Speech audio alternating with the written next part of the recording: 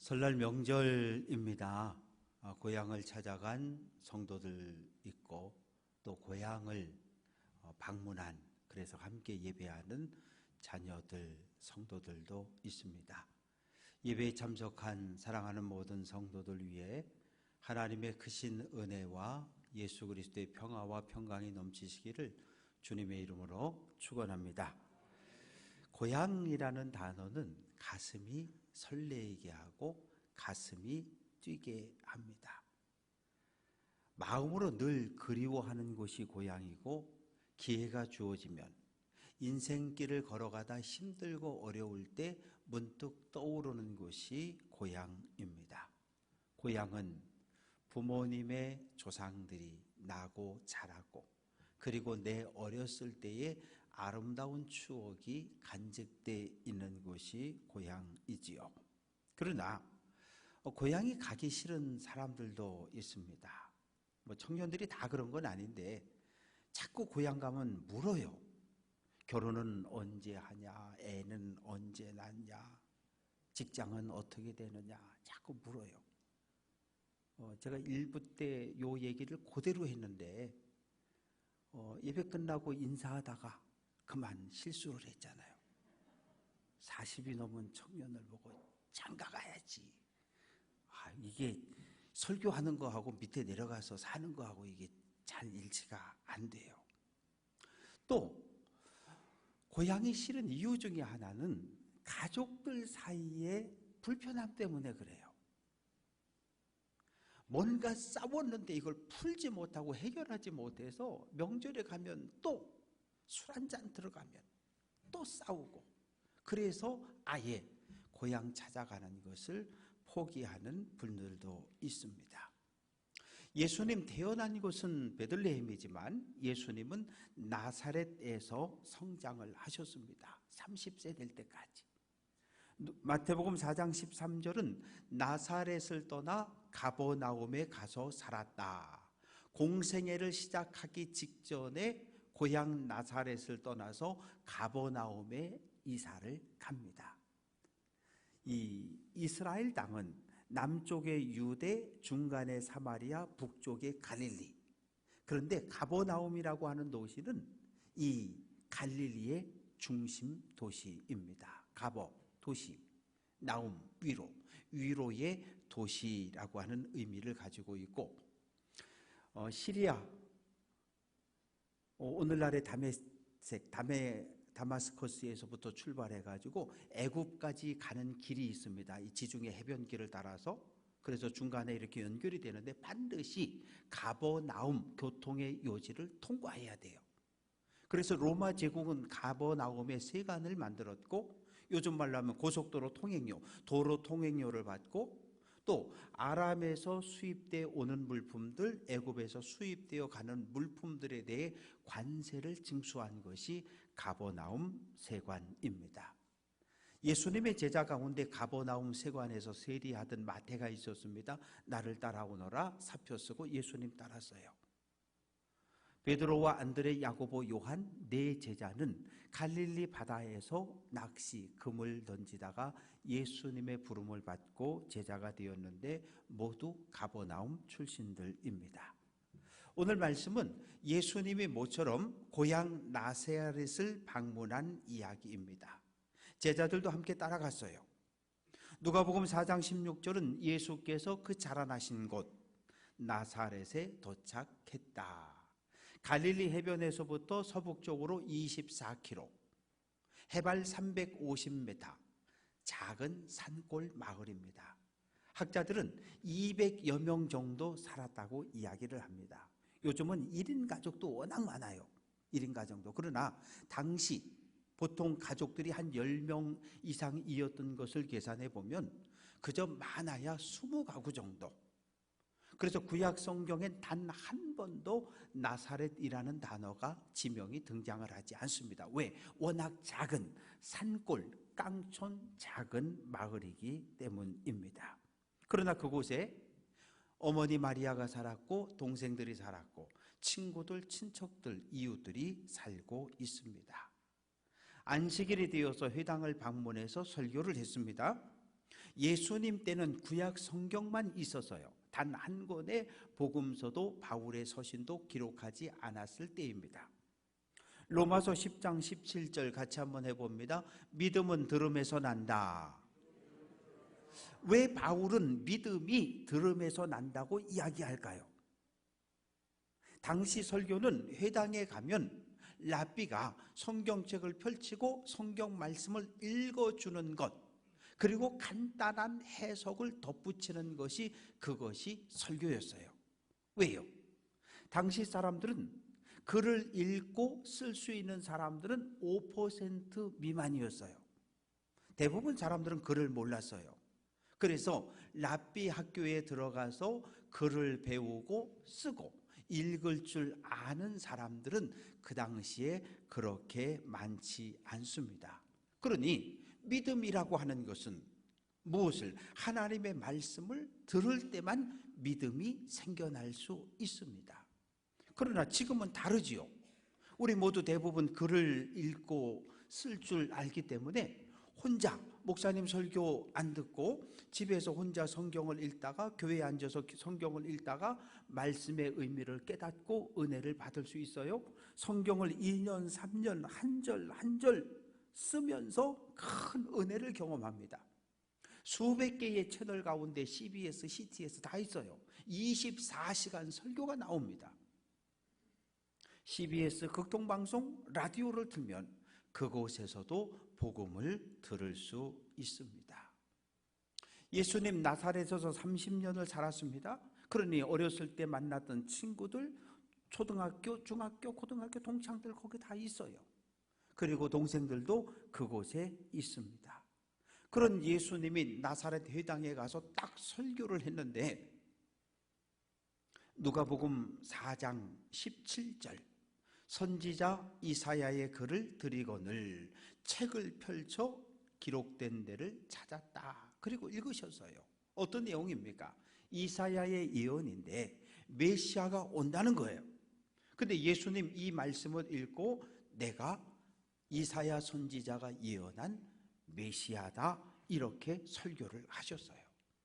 그리고 회당 안에 들어와 있던 더러운 귀신 들린 사람에게서 귀신을 쫓아냈어요. 그러자 사람들이 깜짝 놀랍니다. 깜짝 놀랐어요. 왜 놀랍니까? 랍비들의 설교를 늘 들었는데 오늘 예수님의 설교는 랍비들의 설교와 전혀 달랐어요.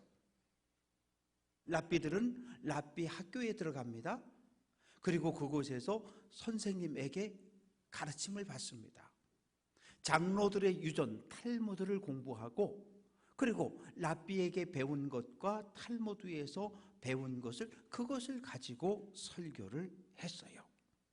그런데 예수님은 달라요. 왜? 사람 몸을 입고 이 땅에 오신 하나님, 그리고 성령 충만한 예수님은 하나님의 말씀이 가진 본질, 원래의 뜻을 있는 그대로 직선적으로 설교하신 거예요. 그래서 사람들이 듣고 놀랍니다. 그런데 듣고 놀란 걸로 끝. 하나님의 말씀을 듣고 하나님의 말씀을 받고 찔림을 받았으면 죄를 회개하면 돼요. 죄를 회개하면 거룩함을 회복할 수 있어요.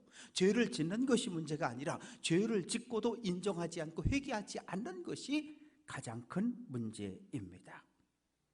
동네 사람들도 소문을 들었어요. 나사렛 출신 예수가 병을 고쳤다, 귀신을 쫓아냈다, 회당에 가서 복음을 전하고 많은 제자들을 데리고 이러한 일들을 한다. 그러나 막상 그 예수의 설교를 듣자 깜짝 놀란 거예요. 왜? 소문 들었던 것보다 더 놀라운 말씀이 예수님의 입술을 통해 선포되었기 때문입니다. 은혜를 받았으면 받은 은혜를 마음판에 새겨야 해요. 받은 은혜를 받은 말씀을 마음에 새기고 묵상해야 하는데 동네 사람들은 예수가 아니 어디에서 저런 말씀을 배웠지? 아니 어디에서? 어려서부터 우리와 함께 나사렛 초등학교 중학교 함께 졸업했는데 아니 우리 동창인데 목수인데 아니 어떻게 예수가 메시아가 될 수 있고 유대 왕이 될 수 있어? 의심의 눈으로 바라봅니다. 사랑하는 성도 여러분, 저는 이제 우리 교회 부임한 지 아직 2년이 안 됐어요. 3월 2일 날 이사를 왔으니 아직도 만 2년이 안 됐습니다. 저는 여러분들을 잘 몰라요. 이제 곧 마스크를 벗게 될 텐데 마스크 쓰고 있던 여러분의 모습과 마스크를 벗었을 때 여러분의 모습을 또 일치시키려면 한참 고생을 해야 될 것 같아요. 그러나 여러분들은 다르지요. 눈빛만 봐도, 머리 스타일만 봐도, 걸음걸이만 봐도 여러분들은 너무 잘 알아요. 우리는 사람을 평가합니다. 아무개 목사님, 그러면 이러 한 분. 아무개 장로님, 이러 한 분. 아무개 권사, 이러를 한 분. 그런데 판단의 기준은 현재가 아니라 전부 과거예요. 10년 전, 20년 전 나와의 관계 속에서 딱 고정이 되어 있어요. 특히 나와 불편한 관계를 가졌다면 그분에 대해서 대단히 부정적입니다. 그리고 누군가 그분에 대해서 부정적인 이야기를 나한테 전해주면, 맞아, 그 장로님 못됐어, 그 목사님 틀렸어, 동조하는 거예요. 확신을 해버리는 거예요.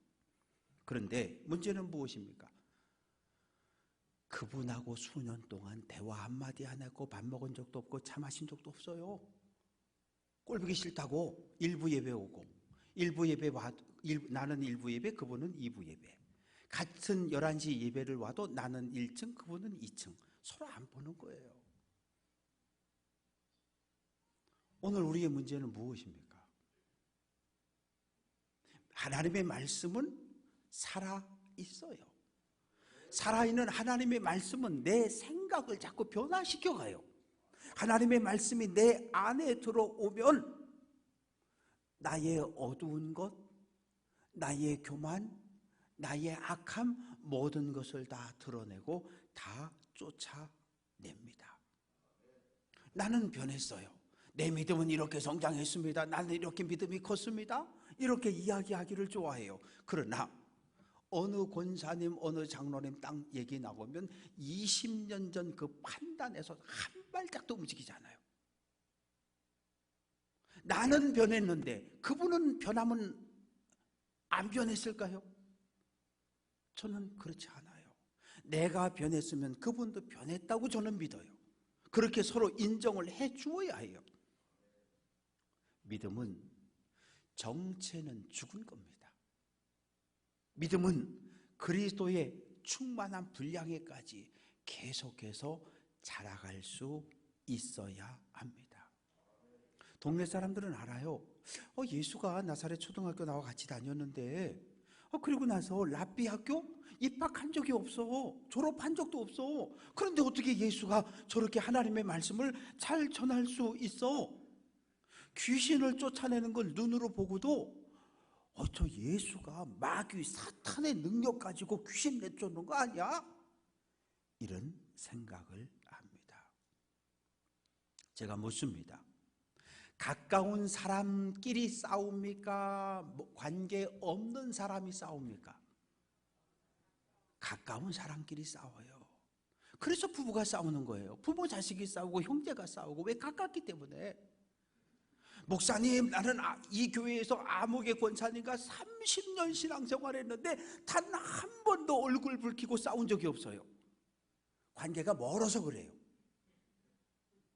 관계가 멀면 서로 만날 때 예의를 정확하게 지켜요. 그러나 가까운 사람들은 예의를 지키지 않아요.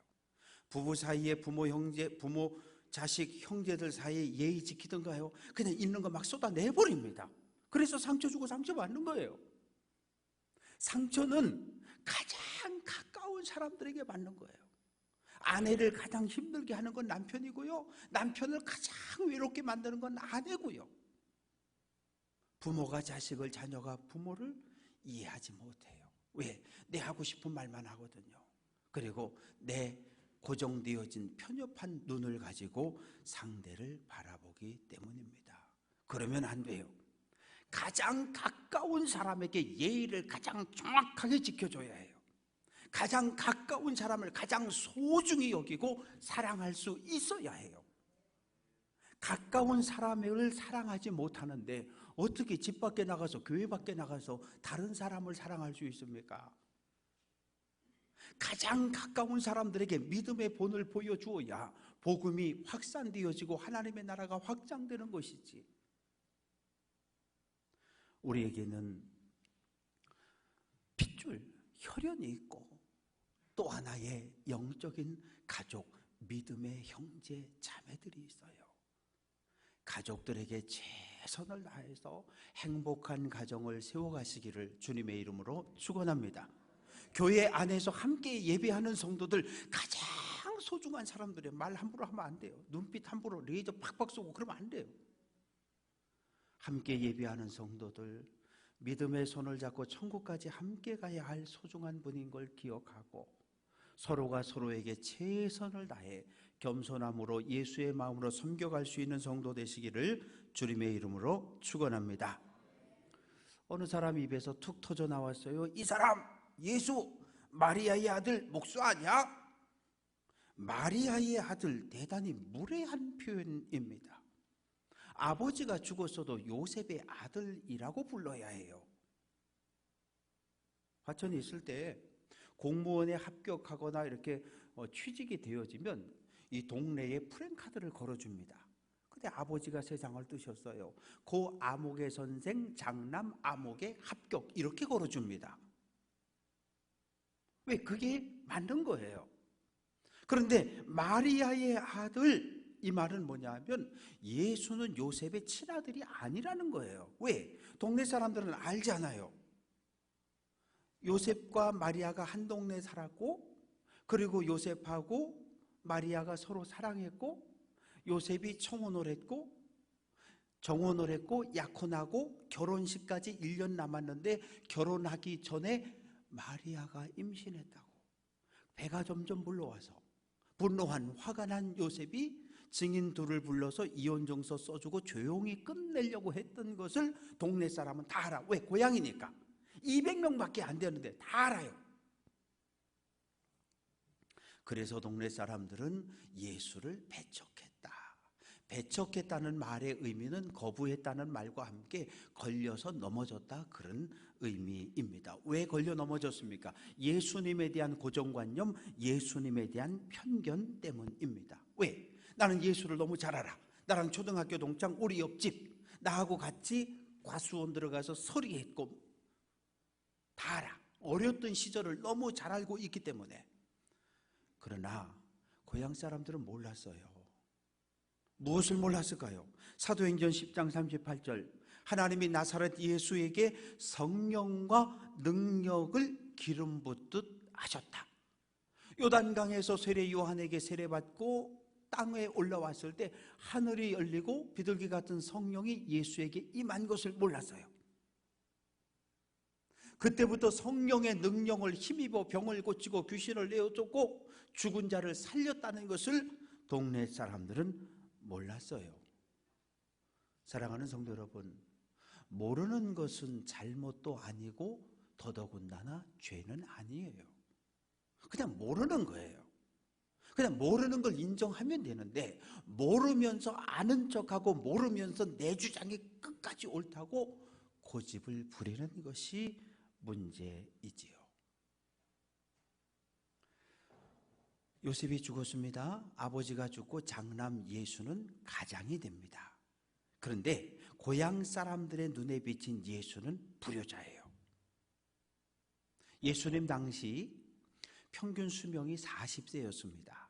그래서 남자는 15에서 17 사이에 다 장가를 갔어요. 그런데 예수님은 나이 30이 넘었는데 장가를 안 갔어요. 불효자 맞습니다. 동생들의 눈으로 볼 때 형은 틀렸어요. 장남이면 어머니를 복양하고 동생들을 책임져야지, 왜 쓸데없는 일, 돈도 안 되는 일에 돌아다니면서 문제를 일으키냐며 형을 인정하지 않습니다. 친척들은 어떻습니까? 예수가 병을 고쳤다, 예수가 귀신을 쫓아냈다, 그런 소문을 듣고 친척들이 모여서 회의를 합니다. 어떡할까?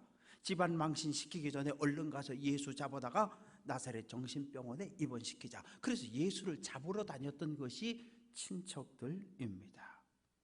그러나 동생들은 예수님의 십자가의 죽음, 부활, 그리고 승천을 목격한 후에 예수님을 형이 아닌 메시아로, 구원자로 인정하게 됩니다. 그래서 마가의 다락방에 마리아와 예수의 동생들이 한자리에 모여서 함께 기도를 합니다. 동생 야고보 초대 예루살렘 교회 감독이 되었고 야고보서라고 하는 성경을 남겼습니다. 동생 유다 예루살렘 교회를 섬긴 지도자였고 유다서라는 책을 남겼습니다. 사랑하는 성도 여러분, 전도하기 가장 힘든 사람들은 누구일까요? 부모, 형제, 친척, 친구들입니다. 왜요? 나를 너무 잘 알아요. 나를 너무 잘 알아요. 여러분들은 저 잘 모르잖아요, 아직도. 그런데 고향에 가면 친구들 너무 잘 알아요. 초등학교, 중학교, 고등학교 동창들 저에 대해서 너무 잘 알아요. 그래서 그들에게 복음을 전하기가 대단히 어렵습니다. 그런데 사람은 묘하게 잘한 것, 칭찬받은 것, 그런 거 잘 기억 안 해요. 부정적인 일, 못된 일 한 것만 먼저 기억하고 떠올립니다. 예수 믿고 변화된 우리들의 모습을 정확하게 보여주지 못하면 우리는 가까운 친척, 형제들에게 복음을 전할 수 없습니다. 그래서 예수님은 4절에서 선지자가 자기 고향과 자기 친척과 자기 집에서는 존경을 받지 못한다라고 말씀하십니다. 그래서 예수님은 나사렛에서 몇몇 사람들 병만 고쳐주고 더 이상 능력을 행하지 않습니다. 왜 그렇습니까? 복음을 가르쳤는데, 가르치려고 하는데 귀를 닫아버려서 마음을 닫았어요. 가르칠 이유가 없어요. 능력을 행하려는데 고향 사람들은 예수를 인정하지 않아요. 누가 손해입니까? 예수님? 아니요. 고향 사람들이 손해인 거예요. 나사렛 사람들은 예수님의 능력도 예수님의 은혜도 경험하지 못했어요. 12해를 혈루증으로 고통받던 여인이 예수님 옷자락 만지고 병이 나았습니다. 딸아, 내 믿음이 너를 구원 치유했다라고 예수님 선언합니다. 믿음은 무엇입니까? 우리 자신을 온전히 예수님께 맡겨드리는 것, 예수님의 손을 꼭 잡는 것, 꼭 잡은 예수님의 손을 놓지 않는 것, 이것이 믿음입니다. 우리가 믿음을 가질 때 하나님 우리의 손을 꼭 잡아주시고 우리에게 은혜와 능력을 베풀어 주시는 줄로 믿습니다. 사랑하는 성도 여러분, 나사렛에서 일어났던 이런 일들이 오늘 나에게서, 우리 가정에서, 우리 교회에서 일어나고 있지는 않은지요? 김권사도 은혜 받고 최권사도 은혜 받고 마음이 평안하다 그러고 기쁘다 그러고 행복하다 그러는데, 교회에 오는 것이 너무나 즐겁다 그러는데 왜 우리 집은 그 어떤 하나님의 은혜도 누리지 못하지? 왜 나에게는 표적도 능력도 기적도 나타나지 않지? 우리는 하나님을 향해서 불평을 쏟아냅니다. 예수님 고향 사람들이 믿지 않음을 이상히 여겼다. 이상히 여겼다는 말은 놀랐다는 이야기예요. 혹시라도 예수님 저를 바라보시고서 야 이용호 목사, 예 주님 너 믿음 좀 있는 줄 알았더니 야 너 왜 믿음이 없냐, 이렇게 말씀하시는 것이 두렵고 떨리는 거지요. 주님 앞에 섰을 때 우리는 어떤 모습일까요? 유대 백성은, 나사렛 사람들은 메시아가 온다는 것을 알았고 메시아를 기다렸어요. 그러나 정작 눈앞에 나타난 메시아로 인정하지 않고 예수를 배척해 버립니다. 아버지가 누군지도 모르는 사생아라고 예수를 조롱합니다. 기적은 신앙의 출발입니다. 많은 분들이 기적, 표적, 능력을 경험해서 교회에 들어왔어요. 기적은 우리를 하나님과 만나게 해주는 접촉적은 맞아요. 그러나 맨날 기적만 쫓아다닐 수 없잖아요. 어느 기도원에 능력자가 왔다, 어느 교회에 능력이 있다, 그렇게 쫓아다닐 수는 없잖아요.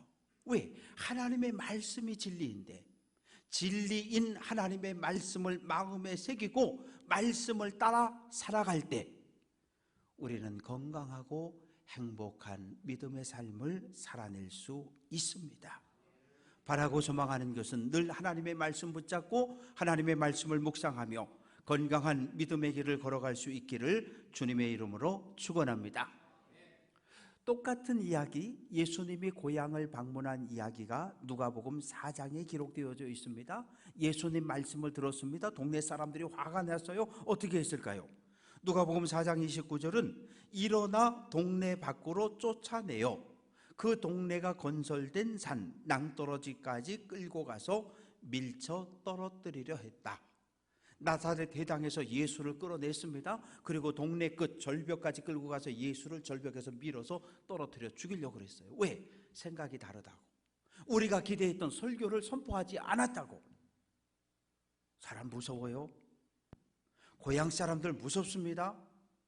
나를 잘 알고 있다는 사람들이 정말 무서운 사람들이에요. 나와 생각이 다르면 해코지해요. 그것이 예수님 당시나 오늘 우리가 살아가는 이 시대나 동일합니다. 예수님 모처럼 고향 방문했다 실망하셨습니다. 가족들에게, 동생들에게, 친구들에게, 이웃들에게 인정받지 못했어요. 마음에 상처받으셨어요. 사랑하는 성도 여러분, 신앙생활 하다가 상처받으면 어떡합니까? 첫째, 주일날 교회 안 나오지요. 11조 떼먹습니다. 그리고 목사가 전화하면 전화 안 받습니다. 집 앞에 가서 초인종 누르고 똑똑똑 이용호 목사입니다. 문 절대 안 열어줍니다. 왜? 상처받았다고. 상처받았다고. 예수님 가족에게, 형제에게, 고향 사람에게 상처받았다고 예수님 주저앉지 않으셨어요. 모든 촌에 두루 다니시며 가르쳤다. 잃어버린 양을 찾아 갈릴리 204개 마을을 찾아다니며 복음을 전했고 가르쳤습니다. 때를 얻든지 못 얻든지 복음 전하는 성도 되시기를 주님의 이름으로 축원합니다. 사랑하는 성도 여러분, 고향 아름다운 추억이 있습니다. 그러나 또 반대로 나를 아프게 한 상처들이 있는 곳, 그곳이 고향입니다. 이 땅의 고향도 소중하지만 돌아갈 내 고향, 하나님의 나라 천국을 바라보며 살아가는 귀한 성도들 될 수 있기를 주님의 이름으로 축원합니다. 태어나면서부터 숨을 쉬었어요? 이 숨 쉬는 게 우스운 줄 알아요? 아니요. 병원에 입원해서 중환자실에 들어가서 산소호흡기 한 번이라도 껴본 경험이 있는 사람은 숨을 쉬는 것이 얼마나 소중한지 알아요. 왜? 숨은 어디서 왔어요? 하나님께서 불어넣은 하나님의 생명입니다. 하나님의 형상대로 만들어진 흙덩어리 인형에다가 하나님의 코에 생기, 하나님의 숨, 하나님의 호흡, 하나님의 숨을 불어넣어서 살아있는 거거든요. 조상들을 통해서 하나님의 생명이 오늘 우리에게, 우리 자녀에게, 우리 손주들에게로 전해졌어요. 우리에게 하나님의 생명을 물려주신 부모님의 은혜에 감사하는 명절 될 수 있기를 주님의 이름으로 축원합니다. 상처 줘요. 상처 받아요. 그러면서 살아갑니다. 그런데 우리는 내가 누군가에게 상처를 줬다는 걸 기억 안 해요. 내가 받은 상처만 기억하고 아파해요. 예수님의 마음으로 예수님 십자가에 흘린 피를 기억하며 나 때문에 상처받은 가족들, 자녀들, 형제들, 이웃들 예수의 사랑으로 보듬고 내 믿음도 나에게 상처받은 사람들의 아픔도 회복하고 치유하며 살아갈 수 있는 귀한 성도들, 때를 얻든지 못 얻든지 진리의 말씀을 붙잡고 그 말씀을 따라 살아갈 수 있는 귀한 성도들 될 수 있기를 주님의 이름으로 축원합니다.